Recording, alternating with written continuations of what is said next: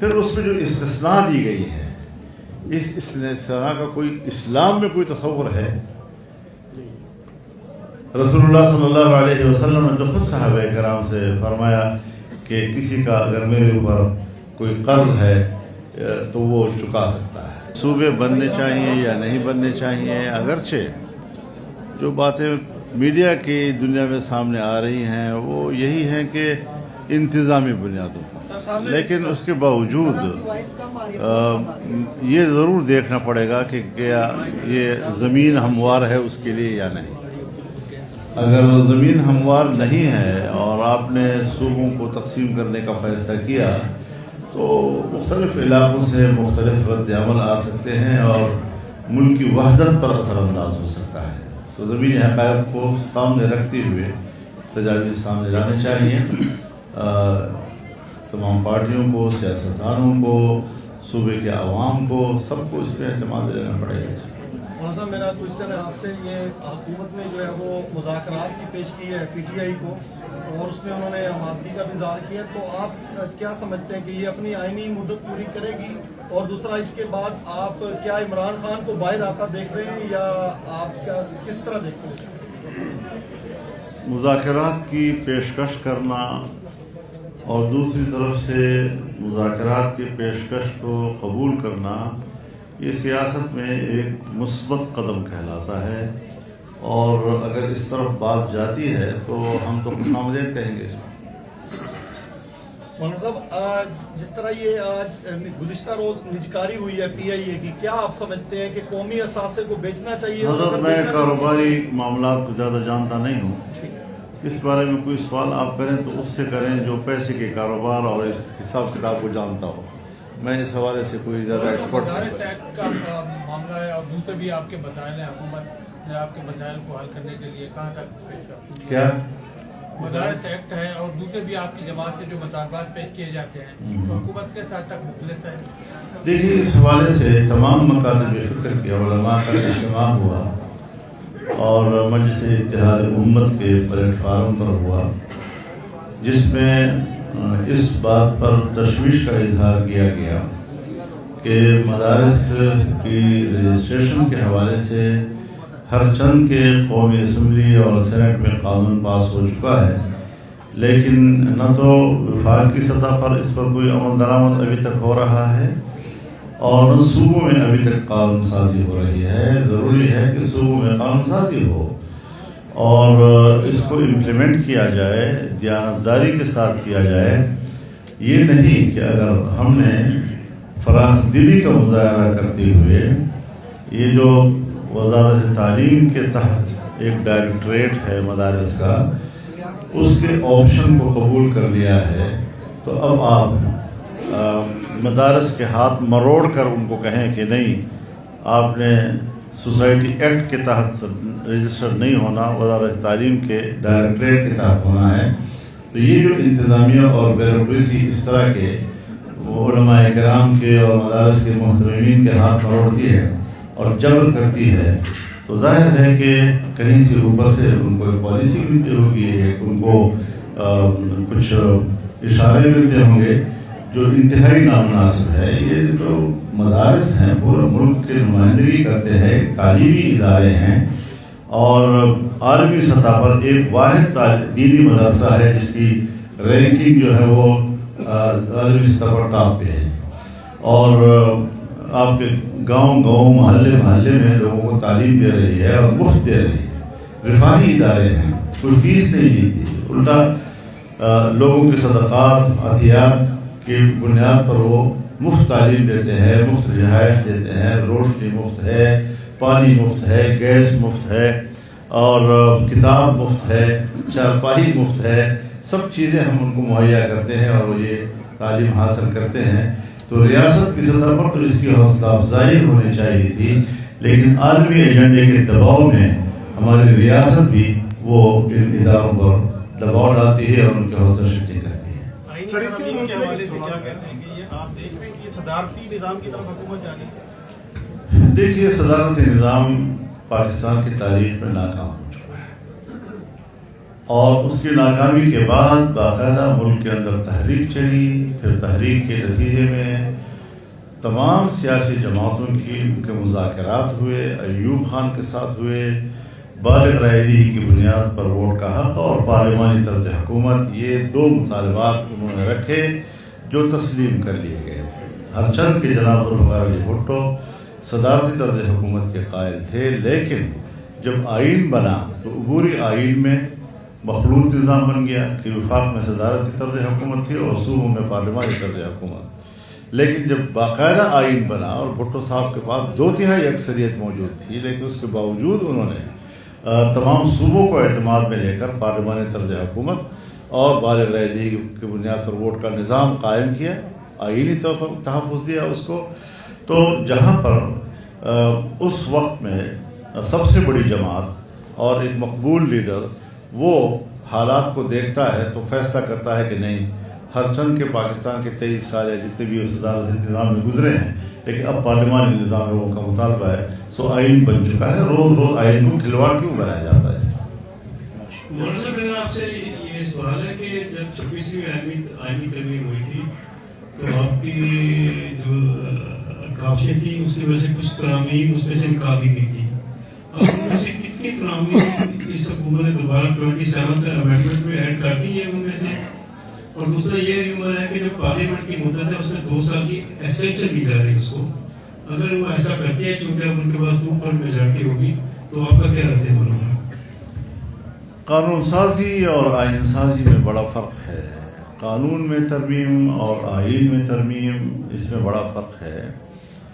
جتنا آپ کا دستاویز مضبوط اور مستحکم ہے اتنا ہی اس میں رد و بدل کرنے کی شرائط بھی سخت ہوا کرتے ہیں.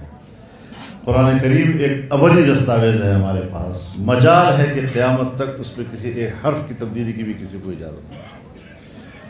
اس کے بعد حدیث کا درجہ آتا ہے تو اس میں بھی کتنے احتیاط کے ساتھ چلنا پڑتا ہے تاکہ کسی حدیث پہ زد نہ آئے، کوئی ہم اپنی طرف سے بات نہ کر لیں. اسی طرح ملکوں کے اندر جب ملی میثاق بنتے ہیں تو اس کے آئین کی صورت میں بنتے ہیں. سو آئین اس وقت ملک کے اندر متفقہ موجود ہے.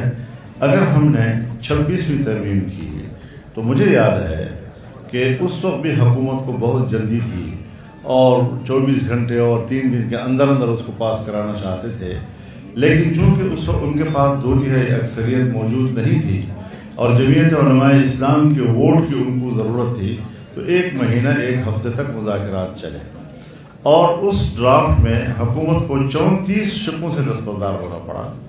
صرف 22 شقیں رہ گئی، جس کے بعد پھر ہم نے 5 شقیں اور بڑھائیں تو 27 شقوں پر مشتمل وہ بل پاس ہو گیا. اس میں تقریباً اتفاق رائے تھا اس وقت، اور پاکستان تحریک انصاف بھی اس وقت انہوں نے کہا کہ اس کے بعد ہمارا کوئی اعتراض نہیں رہا ہے، ہرچند کہ انہوں نے اس میں ووٹ استعمال نہیں کیا. اور ووٹ کے استعمال نہ کرنے میں میری بھی سفارش موجود تھی کہ آپ کی پارٹی اس پوزیشن میں نہیں ہے، اگر آپ ووٹ نہیں کرنا چاہتے تو میری بھی یہی تجویز ہوگی. خوش ہوئے اس سے اور باہر پریس کانفرنس کی اور وہاں بھی ہماری تعریفیں، اور ایوان کے اندر دونوں ایوانوں میں انہوں نے جمعیت کی تعریفیں کی. لیکن اب جب 27ویں ترمیم آ گئی تو ان کے پاس 2/3 اکثریت موجود تھی. مطلب یہ کہ 1 سال کے اندر اندر انہوں نے کتنے لوگوں کے ہاتھ مروڑے ہوں گے اور کتنے لوگوں کو بلیک میل کر کے خریدا ہوگا اور اپنی 2/3 اکثریت انہوں نے بنائی ہوگی. تو کیا ہم لوگوں کو اور نئی نسلوں کو کیا سبق دے رہے ہیں کہ ہم نے آئین کو کیا چیز بنا دیا ہے؟ تو اس سے متنازع ہو جائے گا آئین. میں سمجھتا ہوں 18ویں ترمیم بھی ہوئی تو سب نے اتفاق رائے کے ساتھ کی، اور اس اتفاق رائے کے نتیجے میں اگر کچھ چیزوں پر اختلاف رائے تھا تو بھی آئین کے حوالے سے ایک متفقہ آئین کا اصل چہرہ جو ہے وہ واضح ہو گیا تھا. اب پھر 26ویں ترمیم میں تو کوئی مسئلہ نہیں تھا، یا اگر مسئلہ ہے تو وہ یہ کہ ہر شہری کو یہ حق حاصل ہے کہ اگر آئین میں کوئی ترمیم ہوتی ہے یا قانون میں کوئی ترمیم ہوتی ہے اور اس کو کہیں اشکال ہے یا اس کے ذہن میں ابہام ہے تو وہ کورٹ میں بھی جا سکتا ہے.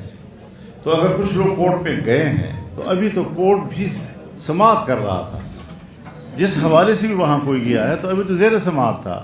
تو ابھی 26ویں ترمیم عدالتوں کی سماعت میں ہے اور نئی ترمیم لائی گئی. پھر اس کے اندر جو چیزیں ہم نے اس وقت طے کی تھی، ہم خود اس کے حامی تھے کہ ایک آئینی عدالت ہو اب اس پہ ڈبیٹ ہو سکتی ہے، ہر شخص کی اپنی رائے ہو سکتی ہے، وہ کلامی ڈبیٹ ہو رہی ہے، دانشوروں میں اس پر ڈبیٹ ہو رہی ہے اور یہ ان کا حق ہے، لیکن ایک درمیانی راستہ نکالا گیا اور ایک آئینی بینچ تشکیل دیا گیا، اور پھر 1 سال کے اندر اندر آپ لوگوں کے ہاتھ مروڑ کر پھر ایک نئی ترمیم لے آتے ہیں. پھر اس میں جو استثناء دی گئی ہے، اس استثناء کا کوئی اسلام میں کوئی تصور ہے؟ رسول اللہ صلی اللہ علیہ وسلم نے تو خود صحابہ کرام سے فرمایا کہ کسی کا اگر میرے اوپر کوئی قرض ہے تو وہ چکا سکتا ہے. اب کون حضور سے کہے کہ میرا تیرے اوپر قرض ہے؟ لیکن ایک صحابی نے کہا ہاں میرا قرض ہے. کیا جی؟ کہ آپ نے مجھے لاٹھی ماری تھی کمر کے اوپر اور میں نے اس کا بدلہ لینا ہے. تو آپ نے کہا ہاں آپ کا حق ہے، مجھے بھی یاد ہے میں نے آپ کو لاٹھی ماری تھی. تو کہا مارو. تو صحابی نے کہا کہ نہیں، آپ نے ننگی پیٹھ پہ مجھے مارا تھا. تو حضور نے بھی اپنی پیٹھ ننگی کی اور وہ لپک کر گیا، لپٹا اس کے ساتھ، چومتا رہا. تو اس نے کہا جی میں نے ساری چیزیں اس کے لیے کی کہ میں آپ کے جسم مبارک کو چومنا چاہتا تھا، لیکن حضور نے تو اپنے آپ کو مستثنی نہیں رکھا. حضرت عمر فاروق عدالت میں پیش ہوئے ہیں، باہر پوچھتی بھی تھی کہ اگر مجھ سے کوئی غلطی ہو جائے تو پھر آپ کا رد عمل کیا ہوگا. تو آج یہ چیزیں آ گئی کہ ہم خدمات کے بدلے میں زیست استثناء لے رہے ہیں، اور یہ چیزیں نہ شریعت کے زمرے میں آتی ہے، نہ یہ جمہوری رویے ہیں، نہ ہمارے جیسے ملکوں میں اس قسم کے نئے روایات کو خود کہہ دینا چاہیے کہ ہم یہ مراعات نہیں لیں گے. اور اسمبلی نے اگر ہمیں دی بھی ہیں تو بھی ہمیں قبول نہیں ہے، تب جا کر ان کا قد بڑھے گا اور اس کی شخصیات میں اور اضافہ ہوگا. لیکن کیوں لی گئی ہیں یہ چیزیں؟ یہ تو کمزوریوں کی نشاندہیاں کرتی ہیں. محترم، آپ کا یہ جو دورہ ہے یہ تنظیمی دورہ ہے یا کہ آپ دوبارہ تنظیم کو فعال کر رہے ہیں اور 2026 جو ہے اس کو الیکشن کا سال دیکھ رہے ہیں؟ میں آپ کے ساتھ ملاقات کرنے کے لیے آیا ہوں. سر آپ نے ہمیشہ جو ہے وہ اسمبلیوں میں، ایوانوں میں جمہوریت کے لیے آواز اٹھائی ہے، آواز بلند کی ہے. تو آپ کیا سمجھتے ہیں کہ ہر بار تقریباً 3 سال کی یا 2.5 سال کی یہ حکومت آتی ہے تو کچھ لوگ آ کے پریس کانفرنس کرتے ہیں اور کہتے ہیں ہمارا سیاست سے کوئی تعلق نہیں ہے. تو آپ کیا سمجھتے ہیں کہ اسٹیبلشمنٹ کو سیاست سے الگ ہونا چاہیے مکمل طور پر، یا آپ اس کو کیسے دیکھتے ہیں؟ دیکھیے، سیاست سے تو کوئی انسان بھی لا تعلق نہیں ہوتا. بادشاہتوں میں جو حکومتیں ہیں کیا وہ سیاست نہیں ہے؟